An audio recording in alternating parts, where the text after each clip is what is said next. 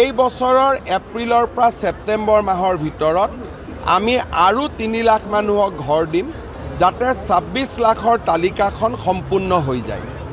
ইয়াৰ পিছতো যিসকল দুখীয়া পৰিয়ালৰ নাম আৱাস যোজনাৰ পৰা বাহিৰত থাকিলে তেওঁলোকৰ নাম পুনৰ সমীক্ষা আৰু জিঅ' টেগিঙৰ কাৰণে অভিযান আমি যোৱা পৰহি দিনাৰ পৰা আৰম্ভ কৰিছোঁ।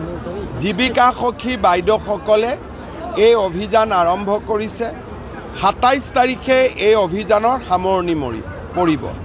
27ৰ পৰা 7 তাৰিখলৈকে ৰাইজে যাতে নিজেই যদি কাৰোবাৰ ঘৰত জীৱিকা সখী বাইদেউ নগ'ল বা কাৰোবাক অন্যায় কৰিলে তেতিয়া ৰাইজে যাতে নিজেই নিজৰ ফটোটো তুলি আপলোড কৰিব পাৰে তাৰ বাবেও আমি 26ৰ পৰা 7 তাৰিখলৈকে আন এটা মহা অভিযান আৰম্ভ কৰিম।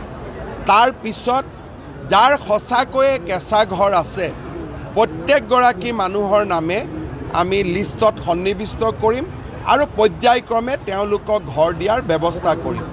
মোৰ আন্দাজ 26 লাখ মানুহে ঘৰ পালে অসমত আৰু যদি 10-15 লাখ মানুহে ঘৰ পায় তেতিয়াহ'লে প্ৰত্যেকগৰাকী দুখীয়া মানুহৰ ঘৰেই পকী হ'ব আৰু সেই দিনটোৰ বাবে আমি সকলোৱে মিলি একেলগে কাম কৰিছোঁ।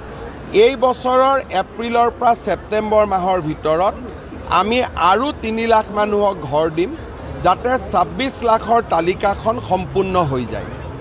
ইয়াৰ পিছতো যিসকল দুখীয়া পৰিয়ালৰ নাম আৱাস যোজনাৰ পৰা বাহিৰত থাকিলে তেওঁলোকৰ নাম পুনৰ সমীক্ষা আৰু জিঅ' টেগিঙৰ কাৰণে অভিযান আমি যোৱা পৰহি দিনাৰ পৰা আৰম্ভ কৰিছোঁ। জীৱিকা সখী বাইদেউসকলে এই অভিযান আৰম্ভ কৰিছে। 27 তাৰিখে এই অভিযানৰ সামৰণি পৰিব।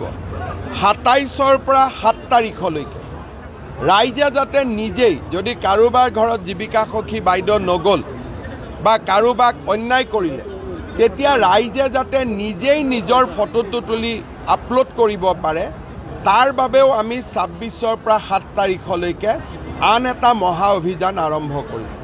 তাৰ পিছত যাৰ সঁচাকৈয়ে কেঁচা ঘৰ আছে প্ৰত্যেকগৰাকী মানুহৰ নামে আমি লিষ্টত সন্নিৱিষ্ট কৰিম আৰু পৰ্যায়ক্ৰমে তেওঁলোকক ঘৰ দিয়াৰ ব্যৱস্থা কৰিম।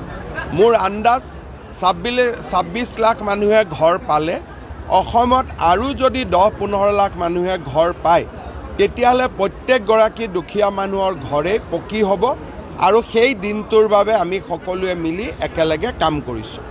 এই বছৰৰ এপ্ৰিলৰ পৰা ছেপ্টেম্বৰ মাহৰ ভিতৰত আমি আৰু 3 লাখ মানুহক ঘৰ দিম যাতে 26 লাখৰ তালিকাখন সম্পূৰ্ণ হৈ যায়।